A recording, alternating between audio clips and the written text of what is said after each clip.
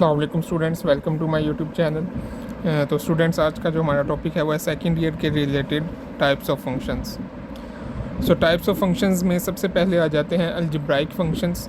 सो algebraic functions कैसे functions को कहते हैं?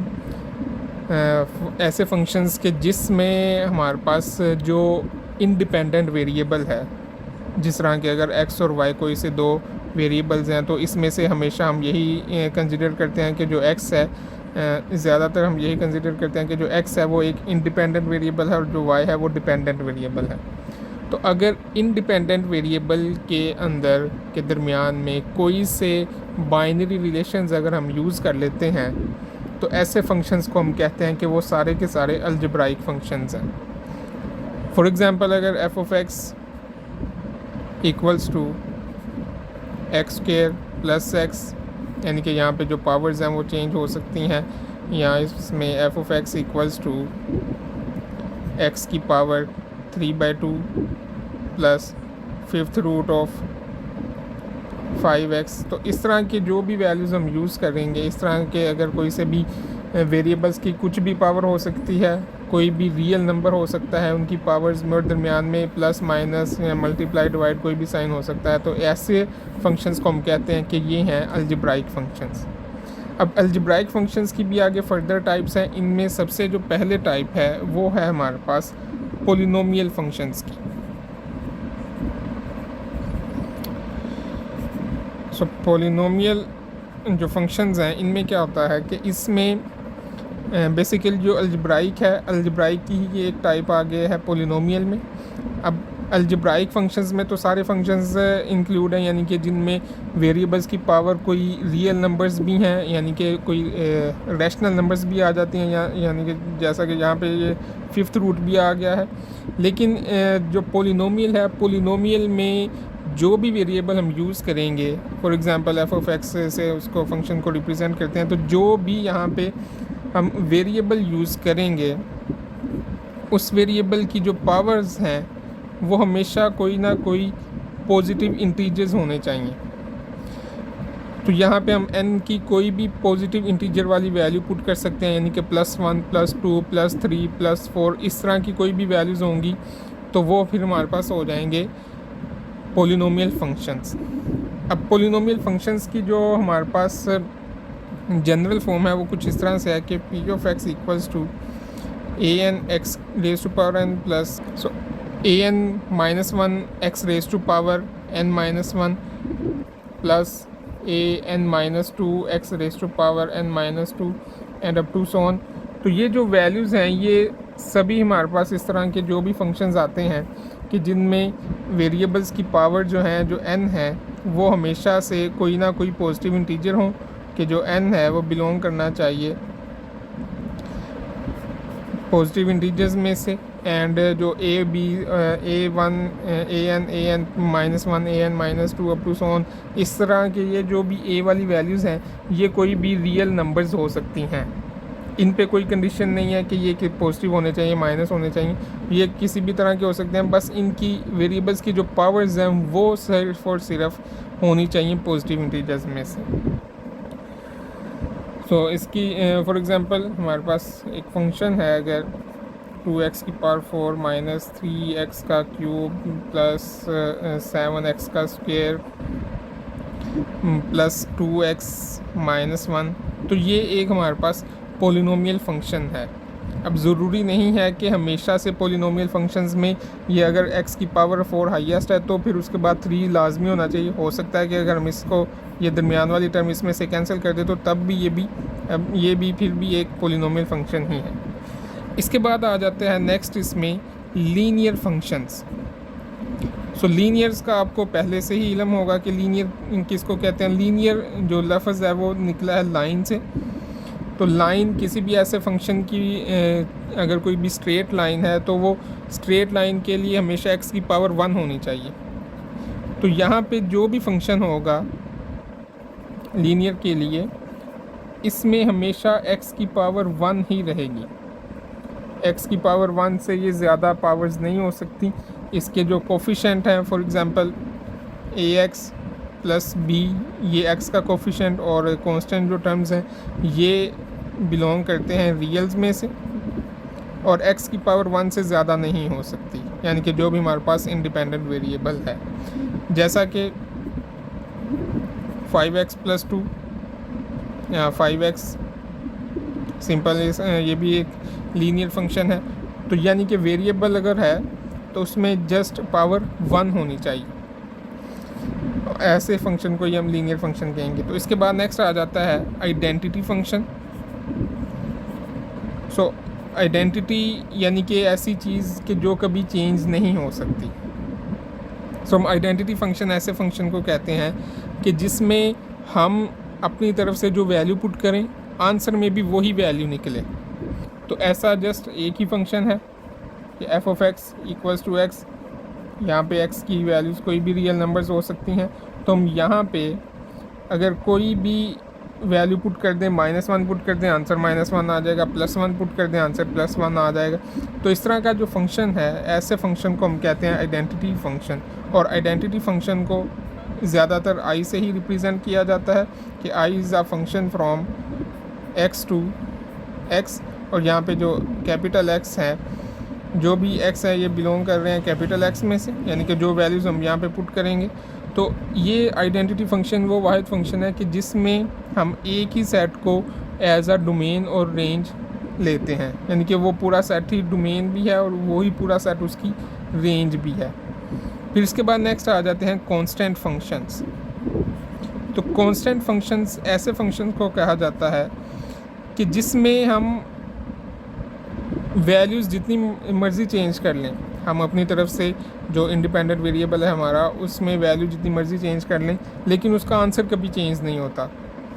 और कांस्टेंट फंक्शन के लिए c(x) = फॉर एग्ज़ाम्पल a, ये इसकी जनरल फॉर्म है। a यहाँ पे कोई भी रियल नंबर हो सकता है, जैसा कि अगर f(x) इक्वल आ जाता है 2 के, ये एक कांस्टेंट फंक्शन है। x की वैल्यू हम कुछ भी पुट कर लें,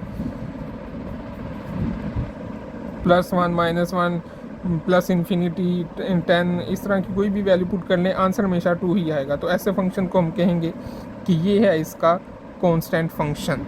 तो इसके बाद नेक्स्ट आ जाता है रैशनल फंक्शंस।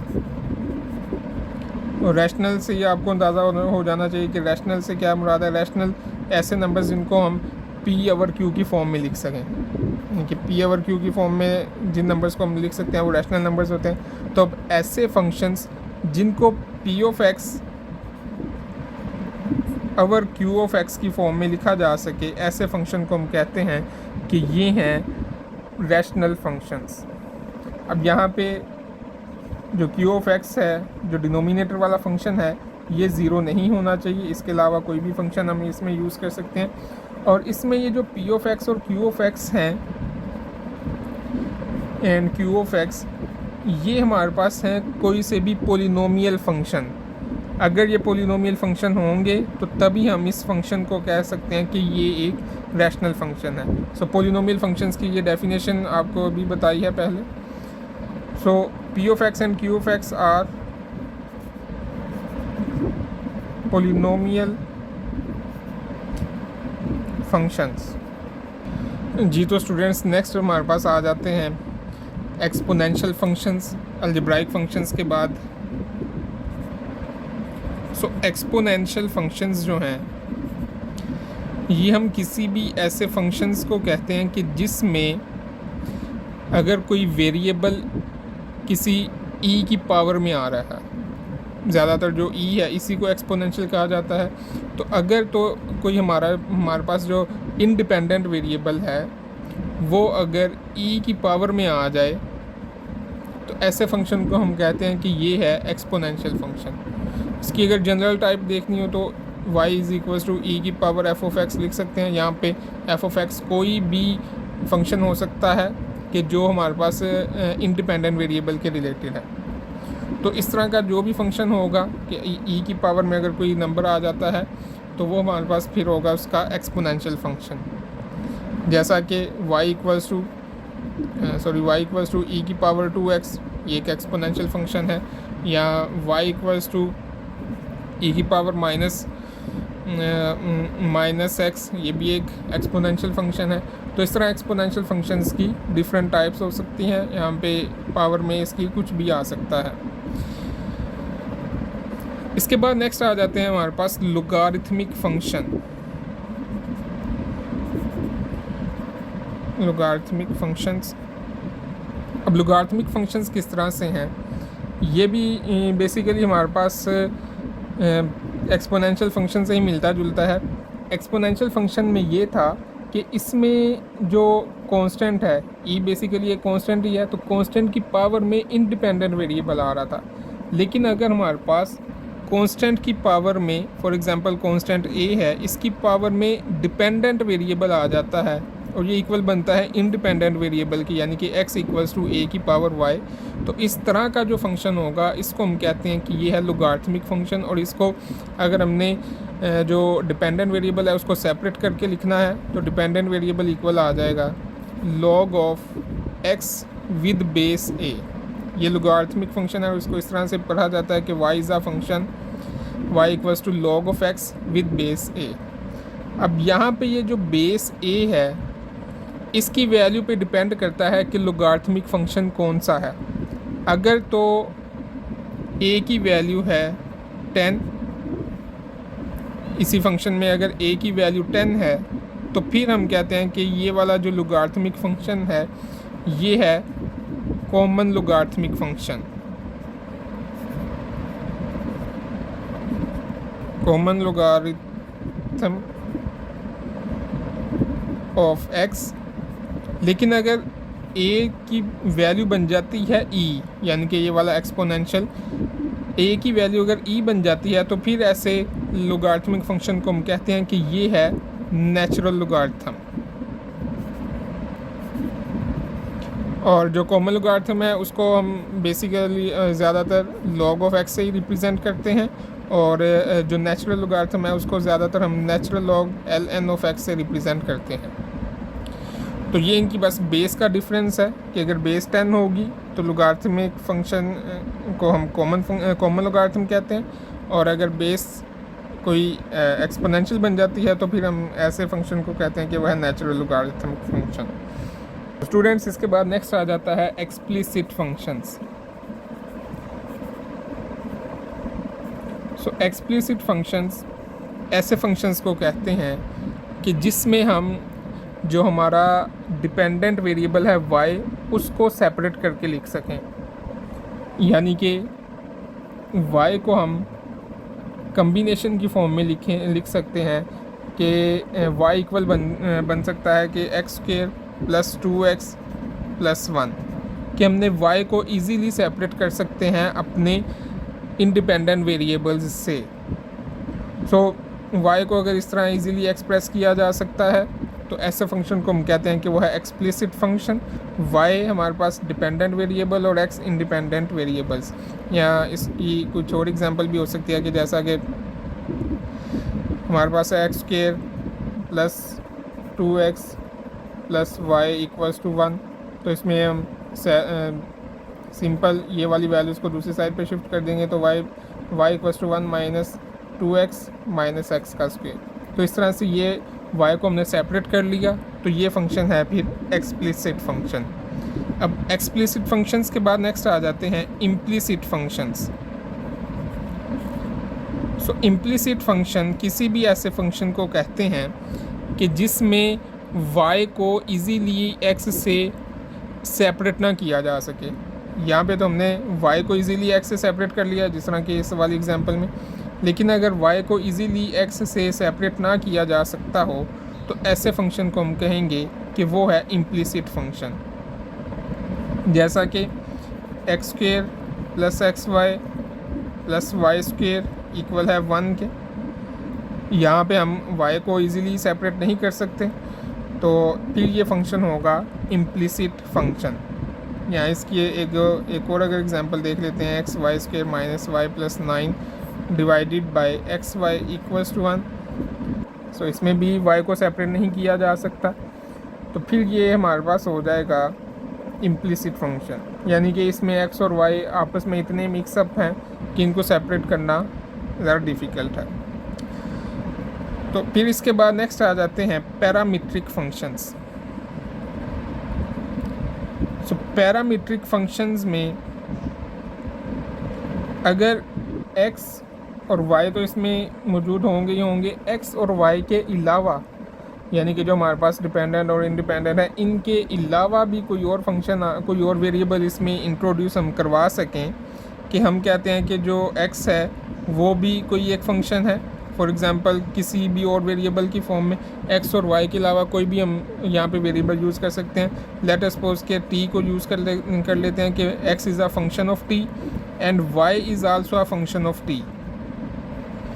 तो ये दोनों फंक्शंस अगर इस तरह से आ जाएं इकट्ठे ही एक ही क्वेश्चन में, इस तरह से ये दोनों फंक्शंस आ जाएं कि x और y किसी और वेरिएबल के इक्वल हैं, तो फिर ऐसे फंक्शन को हम कहते हैं कि ये है parametric functions.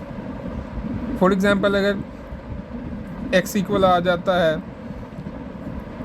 2t³ and y equal आ जाता है 7t², तो ये दोनों x और y t की फॉर्म में है, तो फिर ये x और y जो है वो हमारे पास पैरामीट्रिक फंक्शंस हैं इन वेरिएबल t।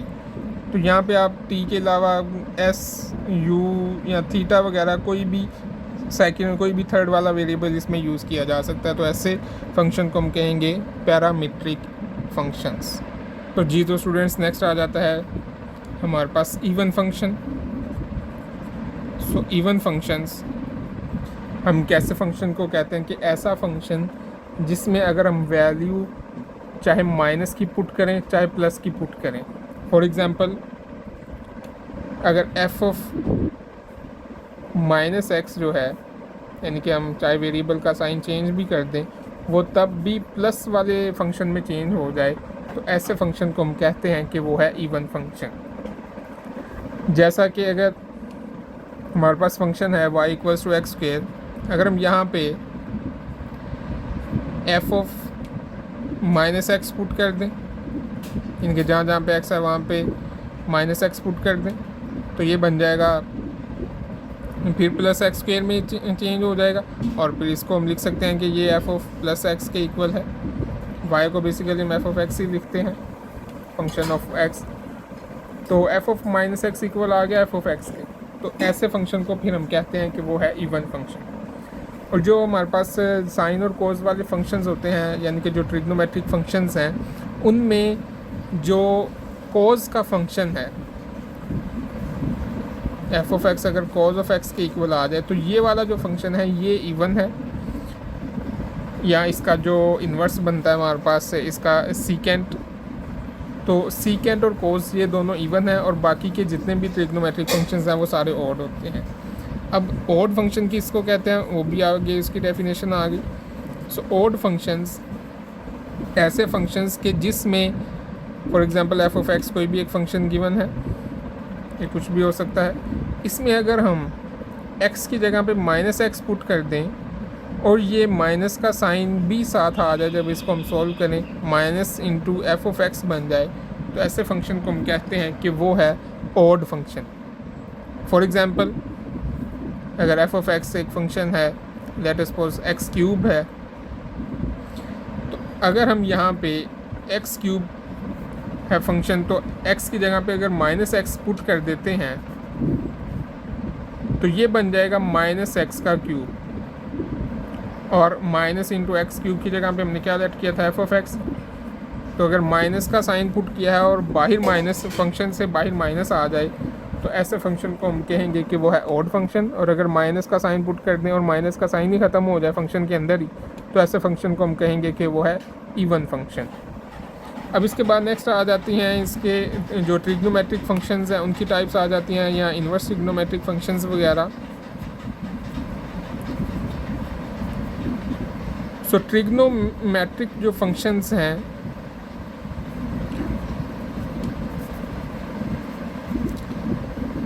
वो ऐसे फंक्शंस को कहते हैं कि जिसमें sine, cos, tan, cosecant, secant और कॉट वगैरह जैसी वैल्यूज़ यूज़ हों, ऐसी वैल्यूज़ किसी भी फंक्शन में नज़र आ जाएं तो ऐसे फंक्शंस को हम कहते हैं कि वो हैं trigonometric functions, like y equals to sine x या cos x equals to y। तो इस तरह से अगर इसमें भी x और y कोई से दो वेरिएबल्स हैं, तो अगर इस तरह की वैल्यूज़ यूज़ हो जाएं, साइन कॉज इस तरह के फंक्शंस यूज़ हो जाएं, तो इनको हम कहते हैं कि वो हैं ट्रिग्नोमेट्रिक फंक्शंस। अब ट्रिग्नोमेट्रिक फंक्शंस में इन्वर्स फंक्शंस भी हैं, इनके इन्वर्स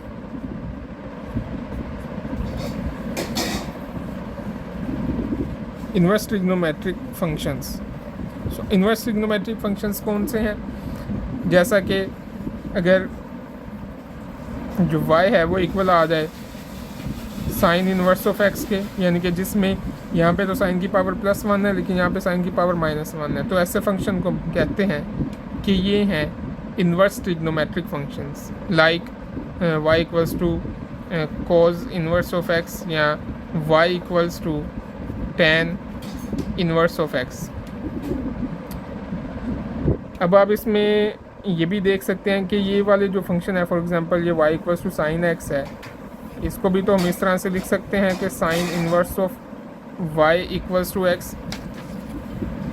तो फिर इसको हम क्यों इन्वर्स फंक्शन नहीं कहते? इसको इन्वर्स फंक्शन इसलिए नहीं कहते क्योंकि इन्वर्स फंक्शन की जो वैल्यू है उसमें उसके साथ होना चाहिए इंडिपेंडेंट वेरिएबल। इन्वर्स के साथ इंडिपेंडेंट वेरिएबल होगा तो फिर ये हम उसको इन्वर्स ट्रिग्नोमेट्रिक फंक्शन कहेंगे, लेकिन यहाँ पे इन्वर्स के साथ ये डिपेंडेंट वेरिएबल है, तो इसलिए फिर हम इसको इन्वर्स नहीं कहते। इन्वर्स वही होगा कि जिसमें जो इंडिपेंडेंट वेरिएबल है वो इन्वर्स के साथ आए, तो इसको फिर हम कहते हैं कि यह है इन्वर्स ट्रिग्नोमेट्रिक फंक्शंस जी। तो इसके बाद फिर नेक्स्ट आ जाते हैं हमारे पास हाइपरबोलिक फंक्शंस।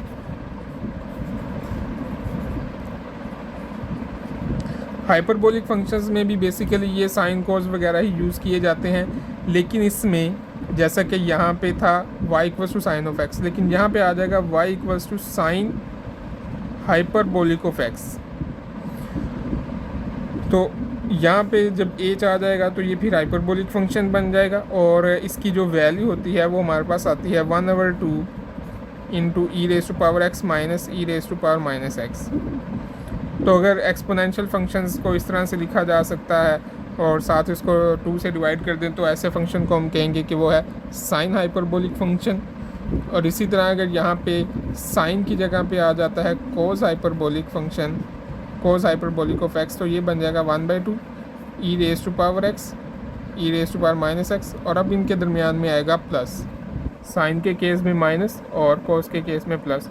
तो फिर इसी से हम नेक्स्ट जो इसके टेन है या कोट है, जो भी इसके इन्वर्सिस हैं, यानी कि सीकेंट, कोसिकेंट, कोट और टेन वगैरह भी हम इन्हीं दो वैल्यू से फाइंड कर सकते हैं। जिस तरह की जो टेन है वो इक्वल होता है, हमें पता है साइन ओवर कॉस के इक्वल, तो इस तरह से फिर हम यही वाले फार्मूला यूज़ करते हुए यहाँ से ही इन दोनों वैल्यू से टेन की वैल्यू फाइंड कर सकते हैं, और बाकी के जो भी हैं फंक्शंस हाइपरबोलिक फंक्शंस वो भी फाइंड किए जा सकते हैं जी। तो स्टूडेंट्स नेक्स्ट हैं ये इन्वर्स हाइपरबोलिक फंक्शंस।